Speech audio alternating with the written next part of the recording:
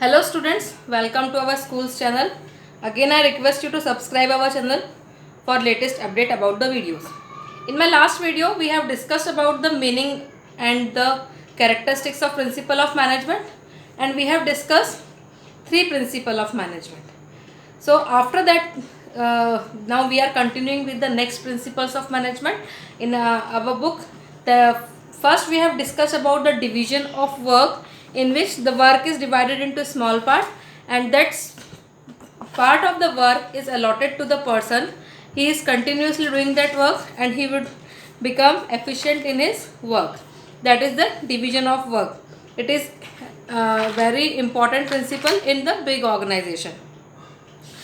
After that we have discussed the second principle, that is authority and responsibility. It means authority means power to take decision, and responsibility means completing any work on the given time.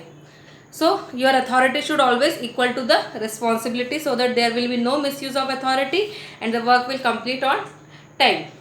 And if there is less authority, the person will not be able to complete his work according to the requirement. After that we have discussed the third principle, that is discipline. You all are knowing the importance of discipline in our life. So here discipline also to follow the code of conduct, rules and regulation of organization, and if the person is not following that particular code of conduct, he will be punished, and the penalty will be same for all the person who are not following the rules. Now come to the next principle. It is very important, that is unity of command. In this principle, a person should get order from only one boss. If one boss will give him order, the worker will be having very clear vision. उसको पता होगा कि हमें क्या करना है और किसको रिपोर्ट करना है. If a person is getting order from different persons, maybe different boss, more than one boss, तो definitely he will get confused कि मुझे किस particular boss का काम पहले करना है. Even in my last video we have discussed about this principle. Here I have made one diagram. Suppose this is the boss, he is giving order to these three workers, so they all are clear कि हमें इनका काम करना है, we have to report them only. But here see, this boss has given order to all the three and this also given order to all the three. So these three workers will become confused कि हमें कौन से boss की बात को मानना है. In your book one example is given. Suppose in production department, production manager inform the workers to slow down its production to maintain the quality of the product. But from the marketing department, marketing head came and he told to fasten the production for meeting the requirement in the market. The worker will become confused कि we have to slow down our production or we have to go fast. So see, the dilemma of the worker is कि दोनों boss हैं, दोनों में से वो किसकी बात सुने. अगर वो एक की बात नहीं मानते तो सेकंड से उसको प्रॉब्लम हो सकती है, सेकंड को प्रॉब्लम हो सकती है, और पहले की नहीं मानेगा तो उसको प्रॉब्लम हो सकती है. तो इसलिए there should be always the flow of command और the person will get order from only one boss. तो उसमें क्लैरिटी रहती है और उसको किसको रिपोर्ट करना है पता होता है. In your book, according to this principle, an employee should receive order from one boss.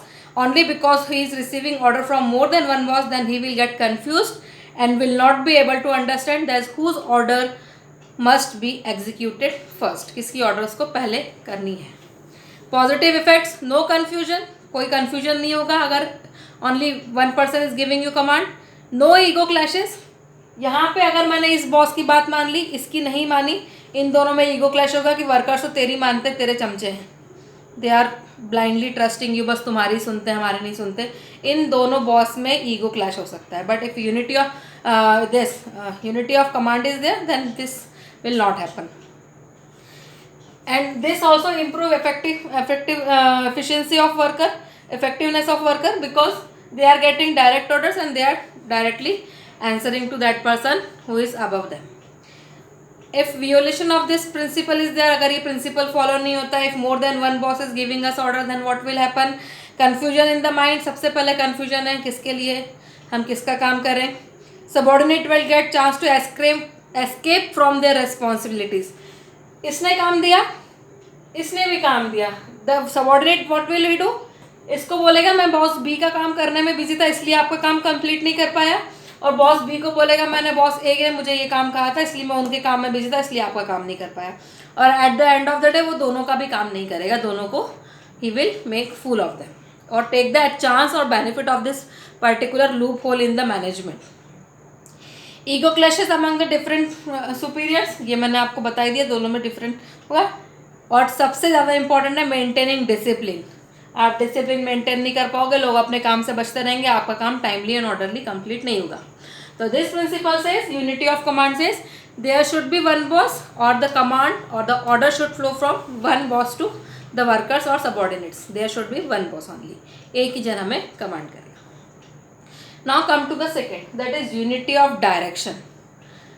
This we have discussed from the starting from the management. हम जब से पढ़ रहे हैं हम यूनिटी ऑफ डायरेक्शन पढ़ रहे हैं कि हमारे सबके एफर्ट्स एक ही डायरेक्शन में होने चाहिए। This is the unity of direction. According to this principle one unit means one plan. If you are having one department, आपका एक प्लान है and you all are working together for that achievement of for completion of that plan और achieving the goal of that particular department. आप अपने department में रहकर दूसरे का काम करेंगे या किसी और डायरेक्शन में चले जाएंगे तो उस आपका काम कंप्लीट नहीं हो पाएगा। That is the effort of all the members and employed of organization must be directed towards the direction that is the achievement of common goal। हमने ये बात भी कही है कि पर्सन का एक अपना गोल होता है, एक ऑर्गेनाइजेशन का गोल होता है। ये पॉइंट आपको बार बार रिपीट होगा। Always employ have to connect its personal goal with the organisational goal and he should और she should work towards one direction, क्योंकि ऑर्गेनाइजेशन का गोल अचीव होगा तो उसका भी होगा ही होगा। तो यहाँ पे मेन मीनिंग है वन डिपार्टमेंट और one unit one plan. Suppose a organisation, take the example of Patanjali, उनके मेडिकल प्रोडक्ट्स भी हैं, उनके फूड ग्रॉसरी आइटम्स भी हैं, तो और उनके कॉस्मेटिक्स भी हैं। तो अगर तीनों डिपार्टमेंट अलग अलग है तो तीनों के जो वर्कर्स हैं उनका एम सिर्फ अपने डिपार्टमेंट या अपने यूनिट के लिए जो प्लान बना है उसको फुलफिल करने के लिए है, उसके गोल अचीव करना है। बाकी लोगों के इसमें उनको कोई मतलब नहीं है। Positive effects of this plan principle, achievement of organisational goal. सबसे पहले तो आपके ऑर्गेनाइजेशन का गोल अचीव होगा। Effort of all the employees get unified towards one direction only, all are working in one direction. सबका एक डायरेक्शन वन होगा तो ultimately we will achieve the success. Consequences, if persons are thinking different and they are not doing their work towards the one direction, the first consequence of not following this principle is lack of coordination. और coordination की importance आप पढ़ चुके हैं कि coordination is the essence of management, it is required at all the level. Wastage of efforts and resources, wastage of efforts and resources. See, जो person आपके direction में काम नहीं कर रहा है वो रिसोर्सेज यूज़ कर रहा है बट किसी और डायरेक्शन में कर रहा है, तो आपके रिसोर्सेज वगैरह वेस्ट हो जाएंगे।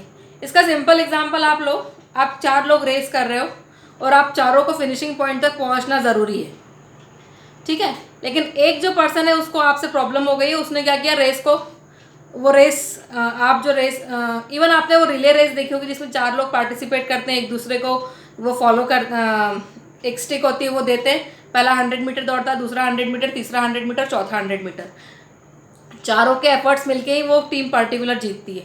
लेकिन अगर इसमें से एक ने भी अपना स्पीड कम कर दी तो definitely other team will win. तो यहाँ पे यही है, उनका मेन एम होना चाहिए, हमें ऑर्गेनाइजेशन का गोल अचीव करना है।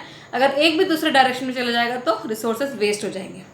Difficulty in achieving organisation goal, last point, तो आपका एक तो कोऑर्डिनेशन नहीं रहेगा, आपका ऑर्गन वेस्टेज होंगे रिसोर्सेज की और आपका गोल भी अचीव नहीं होगा। इसलिए unity of direction is important. One different in your book difference between is given in unity of command and unity of direction. 4 points are given. That is your homework. After reading these points, you have to go through that particular points.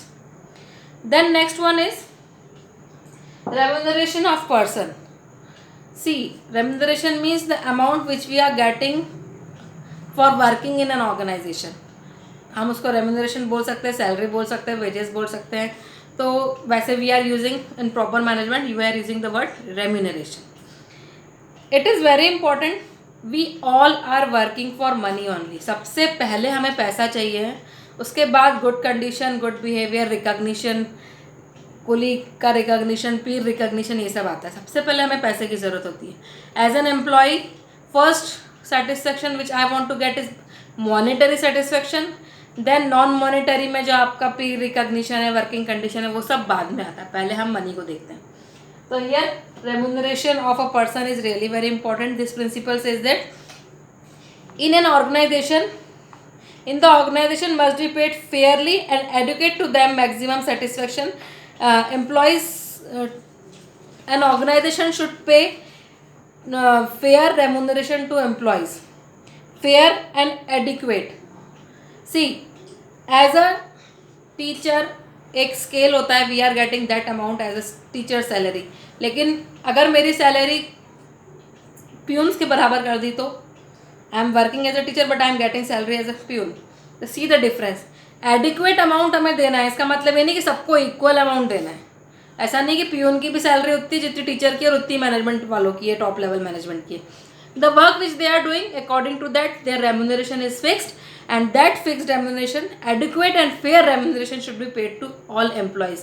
When your employees are monetarily satisfied, definitely it will increase their interest in your organization, कि हमें पैसा अच्छा खासा मिल रहा है।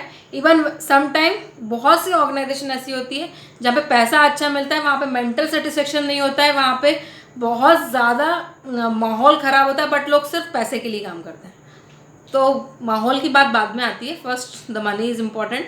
तो according to this principle the person, the worker should get adequate and fair remuneration as their on behalf of their work they are performing in the organisation. Now इसमें what we have to, organisation को क्या ध्यान में रखना पड़ेगा, financial capacity of the concern, कि आपकी organisation की इनकम कितनी हो रही है, उसी के हिसाब से हम पेमेंट करेंगे। उसके बाद by keeping the mind minimum wage act of government ने मिनिमम वेज एक्ट बनाया हुआ है। According to that the wages and salary must paid by the competitors. कई बार आपके कॉम्पिटिटर्स अगर अच्छी सैलरी दे रहे हो और आप नहीं दे रहे हो, तो लोग आपके यहाँ के जो अच्छे अच्छे वर्कर्स हैं वो आपकी जॉब छोड़ के दूसरी जगह चले जाएंगे। तो as I have told you कि workers are the asset of an organisation, human capital, human is the capital. तो उनको मेंटेन रखने के लिए we have to pay a good and fair amount to them. Now what are the positive effect, employees get motivated. First, employees को motivation रहेगा कि हमें अच्छी सैलरी मिल रही है, and devotion and commitment of employees improves, उनका devotion रहेगा। Even if your organisation is not doing good, तो वो आपकी ऑर्गेनाइजेशन के मतलब बुरे समय में भी आपका साथ देंगे कि कंपनी ने हमें एक टाइम पे बहुत साथ दिया हुआ है। तो उनकी लॉयल्टी आपके कंपनी के लिए रहेगी, आपकी ऑर्गेनाइजेशन के लिए रहेगी। It happened with me, one of my brother is working in Avantha powers.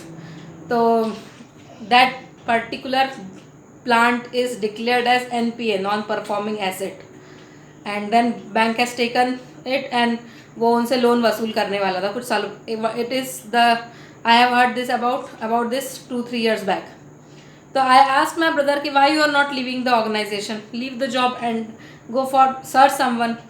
तो बोले ऐसे कैसे छोड़ दूँ, जब मुझे ज़रूरत थी ऑर्गेनाइजेशन ने मुझे साथ दिया। तो अभी भले ही वो नॉन परफॉर्मिंग हो गई है, भले ही मुझे 1-8 महीने की सैलरी लेट मिल रही है, जो भी है, बट मैं अपना दिस इज़ माई ड्यूटी कि मैं उस ऑर्गेनाइजेशन का साथ ना छोड़ूँ।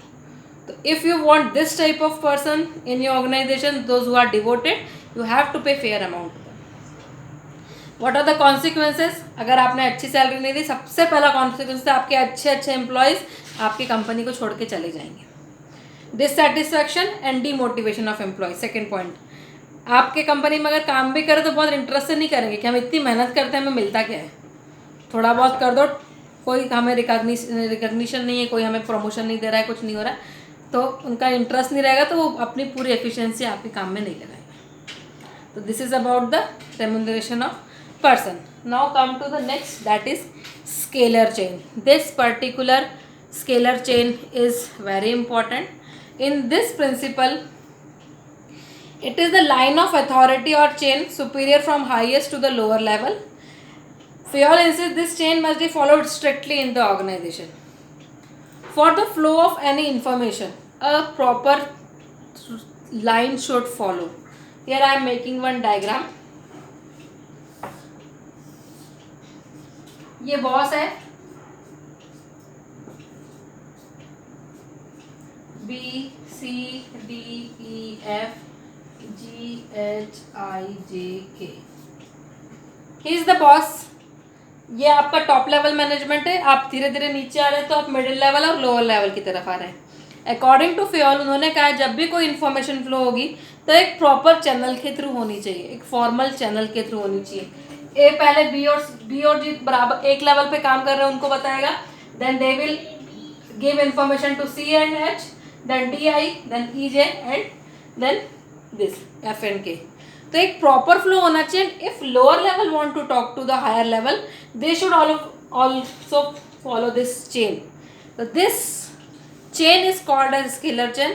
The flow of information should go in proper way. कहीं से भी A डायरेक्टली K से बात नहीं करेगा, A डायरेक्टली C से भी बात नहीं करेगा, C को कुछ काम है तो वो डायरेक्टली A से बात नहीं करेगा। In this I can give you one example.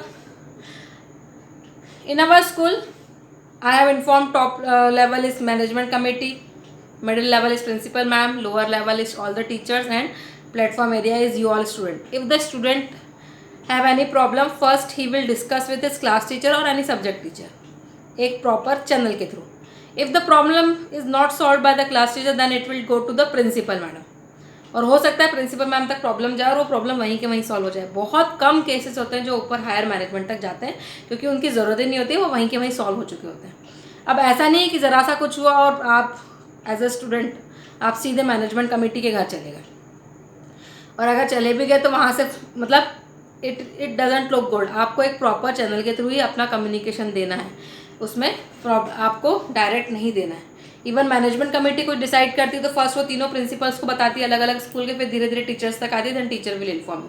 तो एक प्रॉपर फ्लो ऑफ इन्फॉर्मेशन होता है, इससे डिसिप्लिन भी मेंटेन होता है और एक प्रॉपर आपको पता होता है कि किसने किसको इन्फॉर्मेशन दी है। अब सपोज इस सी को कुछ अर्जेंट काम है, if C has an urgent work, वो प्रॉपर चैनल को फॉलो नहीं कर सकता है तो what he will do, he will go in shortcut, और इस शॉर्टकट को हम कहते हैं गैंग प्लैंक।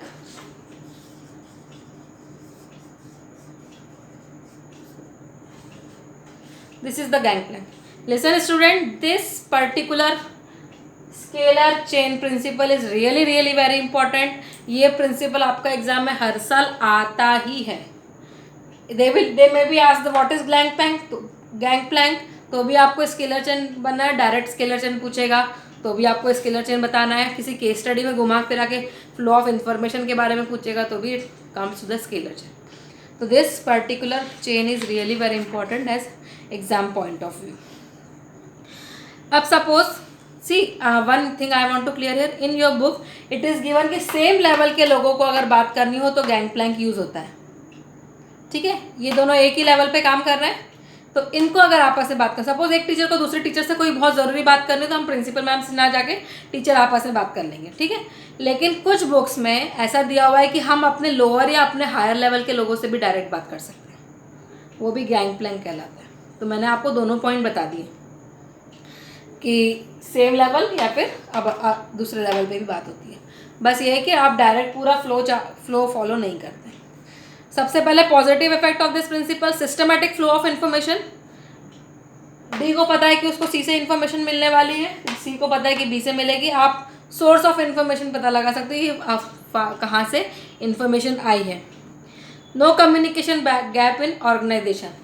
ए ने डायरेक्ट अगर कोई चीज़ डी को बता दी तो बीच में बी और सी बोलेंगे हमें तो पता ही नहीं था, ऐसा कुछ हुआ भी है क्या।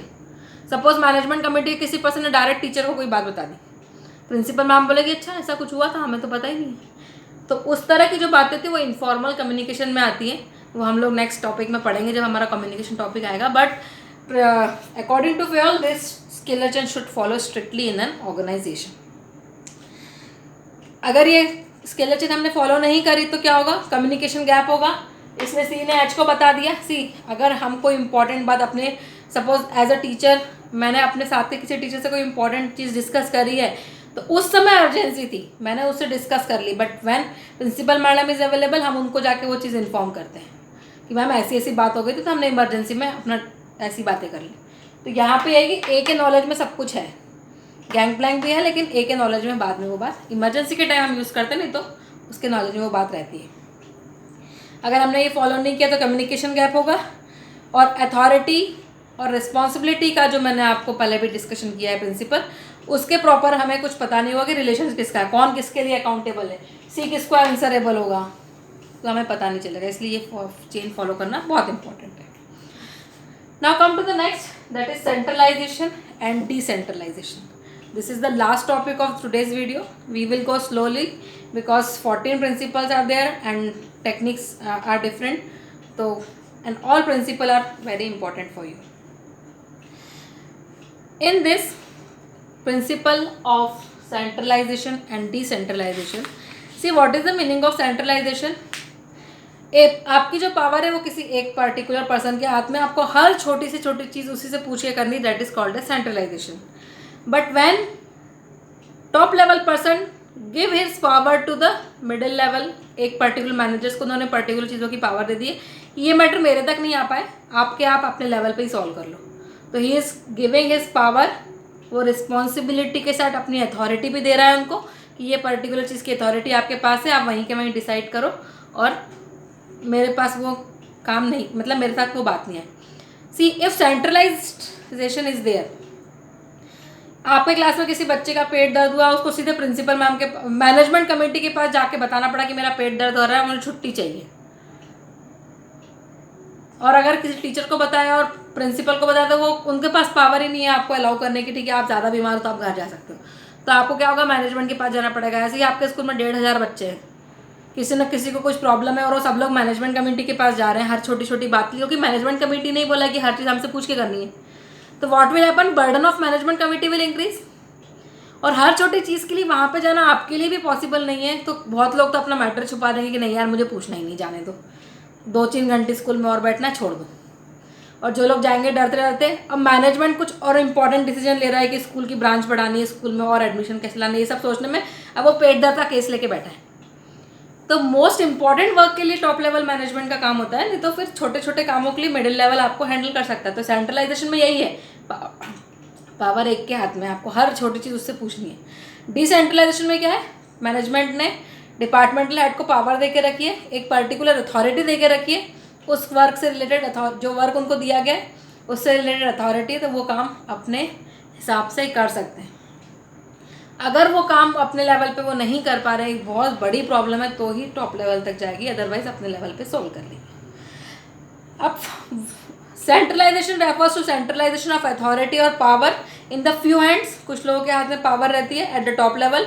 Decentralisation means evenly distribution of power to every level of management. आपने अलग अलग लेवल के मैनेजमेंट को डिवाइड करके रखा.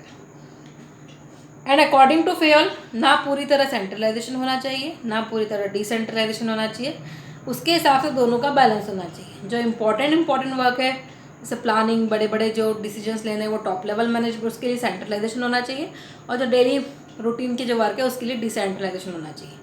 तो उनके हिसाब से दोनों चीज़ों का proper balance is required.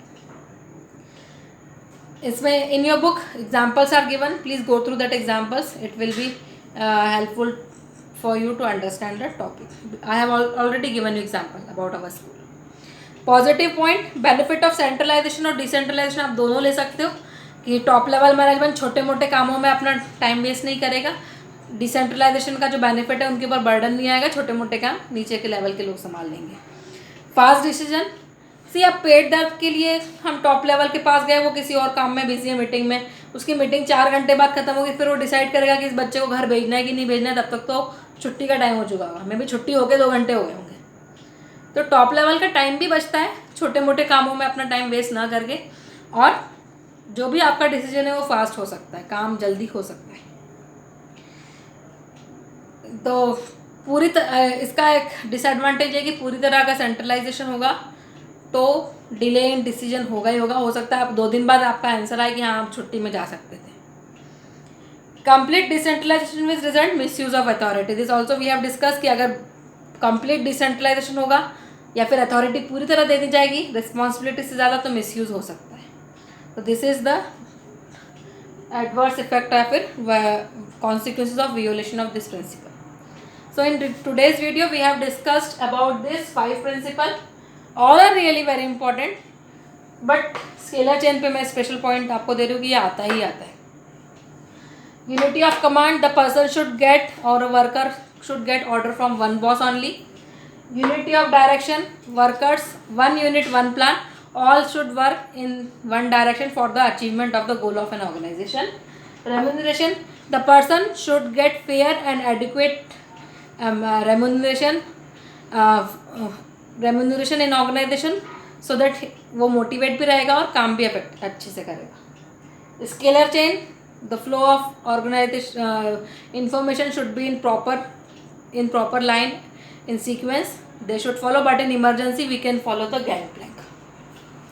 Last one, centralization and decentralization.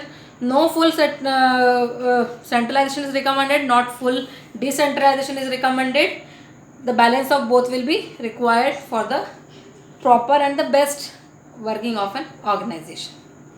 So till now this 5, and in last video we have discussed three principles. Till now we have completed 8 principles of management. आपको ये पूरे के पूरे principles रटे होने चाहिए. If in you are sleeping and I ask you tell me 14 principle of management, तो आपको उठते साथ बोलना है division of work, unity of command, unity of direction, remuneration of person, scalar chain, decentralisation, discipline, etcetera etcetera. रटे हुए होने चाहिए, आपको याद होना चाहिए. Make notes according to your suitability. कोई ज़रूरी नहीं है कि बुक की पूरी 5 लाइनें आपको लिखनी है. आप 5 की 5 लाइनें आपके बुक में दी हुई है. जैसे ये है यूनिटी ऑफ कमांड, इसका short note, according to my understanding what I can write, a worker should get command from only one boss. ये एक लाइन से मुझे क्लियर हो जाएगा. यूनिटी ऑफ कमांड मतलब एक बॉस ही आपको कमांड देगा. इस एक लाइन से आप पूरा प्रिंसिपल 3 लाइन में भी लिख सकते हो. तो don't copy from book because book you are having. Don't copy the glimpse because that glimpse are also in your book. आप अपनी लैंग्वेज में डेवलप करो because it will be more easy for you to learn. Okay, now again I am requesting you, those who have not subscribed our channel, please subscribe the channel. After subscribe the channel for getting the update about the videos. Okay, now that's all for today's video. Thank you.